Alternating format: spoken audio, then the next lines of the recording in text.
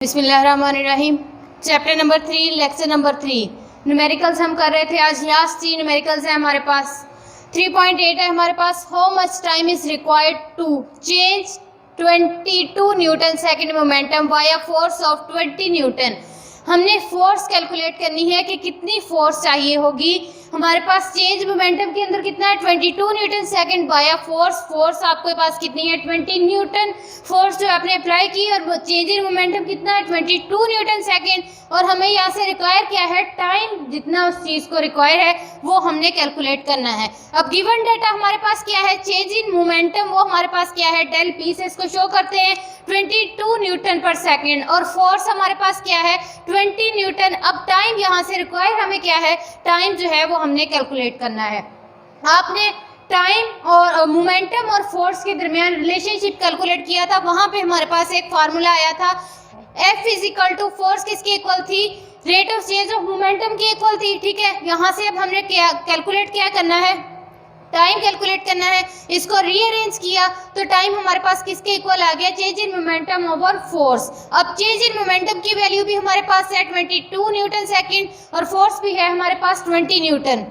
इसके बाद values put करेंगे तो सिंप्लीफाई किया, हमारे पास आंसर आ गया। टाइम क्या आ गया 1.1 सेकेंड। तो हमारे पास 1.1 सेकेंड रिक्वायर्ड टाइम होगा कि 20 न्यूटन की फोर्स लगा के जो चेंज इन मोमेंटम होगा वो क्या हो जाएगा 22 न्यूटन सेकेंड।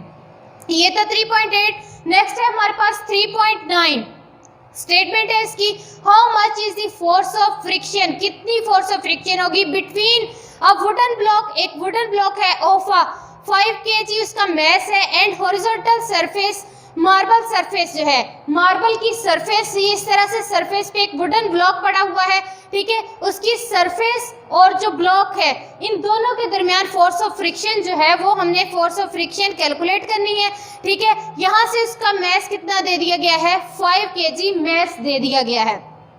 और यहाँ से हमारे पास और क्या गिवन है, coefficient of friction of block and surface, block और सरफेस के बिटवीन जो कोफिशिएंट ऑफ फ्रिक्शन है म्यू जिसे कहते हैं, वो हमारे पास क्या है 0.6 जो है। ठीक है, अब हमारे पास क्या है यहाँ पे डेटा, गिवन डेटा क्या है, मैस है वुडन ब्लॉक का 5 kg, coefficient of friction mu जो है उसकी वैल्यू कितनी है 0.6। हमने यहाँ से रिक्वायर किया है फोर्स ऑफ फ्रिक्शन जो है वो कैलकुलेट करनी है।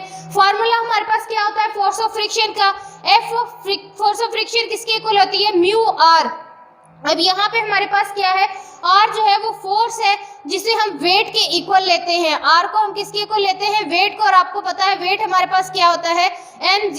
तो यहाँ पे हमने क्या पुट कर दिया mg, म्यू mg। अब म्यू भी हमें गिवन है, m भी हमें गिवन है, और g की वैल्यू हमें पता है कितनी होती है 10। अब यहाँ पे वैल्यूज पुट करेंगे तो हमारे पास क्या आ जाएगा 0.6, 5 और 10, इनको मल्टीप्लाई किया, सिंप्लीफाई किया, f जो फोर्स ऑफ फ्रिक्शन थी वो हमारे पास क्या आ गई 30 न्यूटन। ठीक है, इसके बाद है हमारे पास 3.10, how much centimetre force is needed, कितनी सेंटीमीटर फोर्स जो है वो रिक्वायर होगी to make a body of mass, इसका मैस जो है बॉडी का 0.5 kg है, to move in a circle of radius 50 centimetre with a speed 3 metre per second.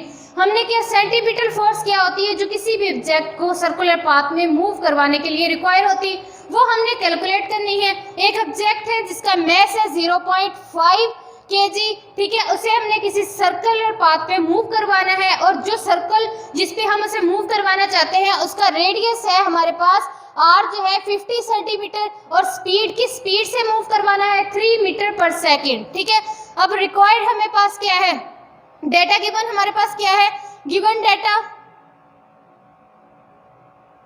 Mass of body m 0.5 kg, radius of circle r हमारे पास क्या है 50 centimetre. ठीक है, स्पीड हमारे पास क्या है 3 मीटर पर सेकेंड।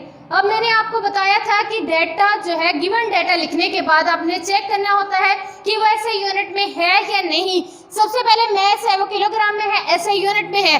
फिर जो रेडियस है सर्कल का वो आपको सेंटीमीटर में गिवन है, जबकि लेंथ के जो ऐसे यूनिट होते हैं वो मीटर है।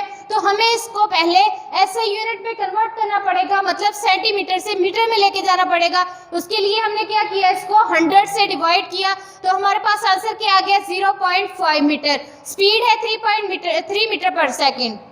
अब रिक्वायर क्या है, सेंट्रीपिटल फोर्स। अब इसका फार्मूला भी हमने टॉपिक के अंदर पढ़ा था। सेंट्रीपिटल फोर्स किसके इक्वल होती है? mv²/r। वैल्यूज पुट करनी है। अब सारी वैल्यूज हमारे पास है, मैस भी है, उसकी वेलोसिटी भी गिवन है और उसका रेडियस भी। वैल्यूज पुट करेंगे, हमारे पास क्या आंसर आ जाएगा? Centripetal force 9 Newton. ठीक है, तो हमें कितनी फोर्स रिक्वायर होगी? Centripetal 9 Newton centripetal force require होगी एक 5 kg के मैस 3 मीटर पर सेकंड की स्पीड से उसको सर्कुलर पाथ पे मूव करवाने के लिए। ठीक है, ये थे बेटा हमारे पास चैप्टर नंबर 3 के न्यूमेरिकल्स। आप लोगों के लिए असाइनमेंट ये है कि हमने न्यूमेरिकल सारे कर लिए हैं। एग्जाम्पल्स जो है चैप्टर की बुक में जो भी दी हुई है चैप्टर के अंदर, वो सारी आपने सॉल्व करनी है। कुछ की हुई है पहले, कुछ जो है वो आपने जो रहती है वो सारी सॉल्व करके अपने नोट्स तैयार करनी है। ठीक है, ओके जी, अल्लाह हाफिज।